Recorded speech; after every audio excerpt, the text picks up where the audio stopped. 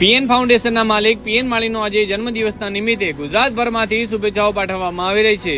વહેલી સવારે જ પીએન માળીને ગુજરાતના મુખ્યમંત્રી શ્રી ભૂપેન્દ્રભાઈ પટેલ અને પ્રદેશ મંત્રી સી.આર. પટેલે પણ ભાજપના બક્ષીપંચ મોરચાના પ્રમુખ પીએન માળીને શુભેચ્છાઓ પાઠવી છે।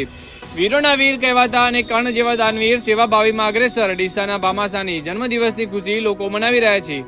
તાજેતરની સેવામાં બ્લડ કેમ્પ યોજાયો હતો અને બોર્ડર ઉપર સૈનિકો માટે 3 લાખ પાણીની બોટલો મોકલવામાં આવી હતી અને 1 વર્ષ અગાઉ યાત્રાધામ અંબાજીના ભાદરવા મહિનામાં ગુજરાતનો સૌથી મોટો જેમાં રાજા રજવાડાઓને ટક્કર આપે એવો ભક્તો શ્રદ્ધાળુઓ માટે આરામદાયક ભોજન વ્યવસ્થા સાથે સૌથી મોટો કેમ્પનું આયોજન કરવામાં આવ્યો હતો, જેમાં લાખો શ્રદ્ધાળુઓ આ કેમ્પનો લાભ લીધો હતો।